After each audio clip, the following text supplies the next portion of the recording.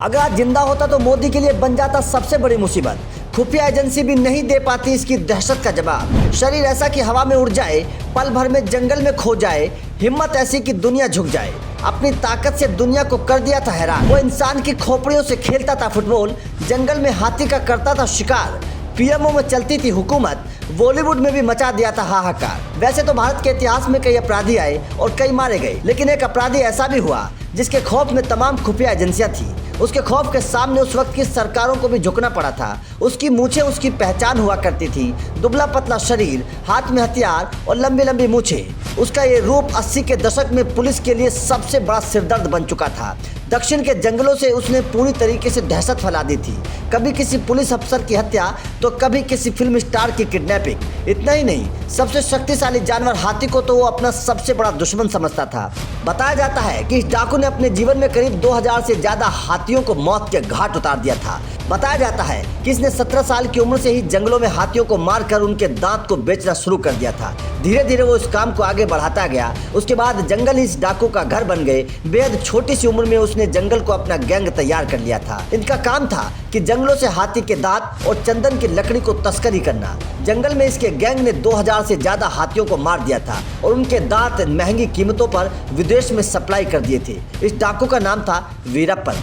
90 के दशक में वीरप्पन भारत के सबसे खूंखार डाकुओं में से एक था। उसका खौफ साउथ से लेकर पूरे भारत में था। हाथी के दांतों की तस्करी से लेकर चंदन की महंगी लकड़ी और किडनैपिंग जैसे कामों से लोगों के दिलों में खौफ पैदा कर दिया था। बताया जाता है कि उसका गैंग इतना मजबूत हो चुका था कि जंगल के चप्पे चप्पे में इसके लोग मौजूद रहते थे और पुलिस के आने से पहले ही इसको इस बात की खबर मिल जाती थी, इसलिए वो पकड़ा नहीं जाता था। बताया जाता है कि जब वीरप्पन के ऊपर शिकंजा कसा जाता तो वो उस अफसर की जान का दुश्मन बन जाता। 1987 में वीरप्पन ने एक फॉरेस्ट ऑफिसर को किडनैप कर लिया था। इस घटना के बाद तमिलनाडु पुलिस ने वीरप्पन के खिलाफ सख्त रवैया शुरू कर दिया था। उसके बाद शुरू हुआ इस खूंखार डाकू को पकड़ने का ऑपरेशन। वीरप्पन को पकड़ने के लिए वहां के एक मशहूर पुलिस ऑफिसर गोपाल कृष्ण को जिम्मेदारी दी गई। बताया जाता है कि गोपाल कृष्ण काफी मशहूर कॉप थे और उन्हें रैम्बो के नाम से जाना जाता था। वीरप्पन ने रैम्बो की तस्वीर पर भद्दी गालियां लिखकर उसे चैलेंज कर दिया। बस फिर क्या था, रैम्बो भी अपने साथ 4 पुलिस वालों, 12 मुखबिर और 2 वन्य अधिकारियों के साथ वीरप्पन को पकड़ने के लिए जंगल पहुंच गए।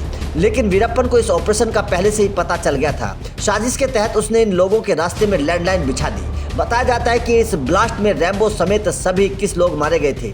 इस हत्याकांड के बाद वीरप्पन मोस्ट वांटेड बन चुका था। लोगों के साथ साथ पुलिस महकमा भी उसके नाम से खौफ खाने लगा था। वीरप्पन को पकड़ने के लिए कई ऑपरेशन शुरू किए गए।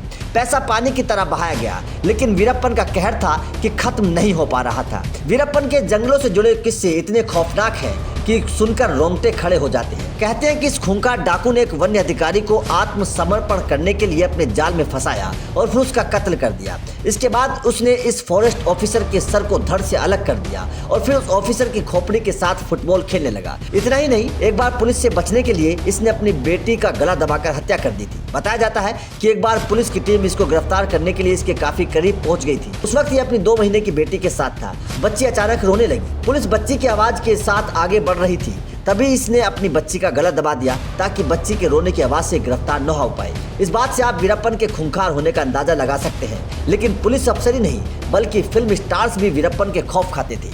बताया जाता है कि साल 2000 में वीरप्पन का खतरनाक चेहरा साउथ की फिल्म इंडस्ट्री ने भी देखा। साउथ के मशहूर हीरो राजकुमार को वीरप्पन ने अगवा कर लिया था तो फिल्म इंडस्ट्री में हड़कंप मच गया।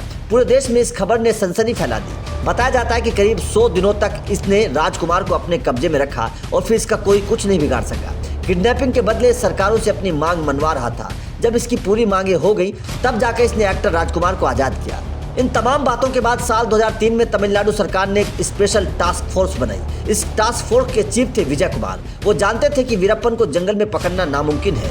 वो जंगल के कोने कोने के जानता था और जंगल में एंट्री का मतलब था मौत। उस बात को ध्यान में रखते हुए विजय ने धीरे धीरे ऑपरेशन पर काम करना शुरू किया। सबसे पहले उसने अपने कई आदमी वीरप्पन के गैंग में शामिल करवाए। एक दिन एसटीएफ चीफ विजय कुमार को खबर मिली कि वीरप्पन अपने आंखों के इलाज के लिए जंगल से बाहर एक अस्पताल में आने वाला है। बस मौका भी था और दस्तूर भी। पूरी प्लानिंग के साथ काम शुरू हुआ। स्पेशल टास्क फोर्स ने अपनी एम्बुलेंस वीरप्पन के लिए भेजी। इस एम्बुलेंस को पुलिस का ही आदमी चला रहा था। इसके बाद जंगल से बाहर थोड़ी दूर पर भारी संख्या में फौज को तैनात कर दिया गया। प्लान के मुताबिक ड्राइवर मौका देखकर एम्बुलेंस को छोड़कर वहीं भाग गया। इसके तुरंत बाद पुलिस ने फायरिंग शुरू कर दी और आखिरकार 2 दशक बाद इस एनकाउंटर में सबसे खूंखार डाकू और उसके कई साथी मारे गए। इसके बाद वीरप्पन गैंग के कई लोगों ने गिरफ्तारियां भी दी। एसटीएफ का ये ऑपरेशन देश के लिए सबसे बड़ी कामयाबी थी। तो ये उस खूंखार डाकू की कहानी थी जिसका घर जंगल था और पुलिस उसके नाम से खौफ खाती थी। आपका वीरप्पन को लेकर क्या कहना है, कमेंट करके जरूर बताएं।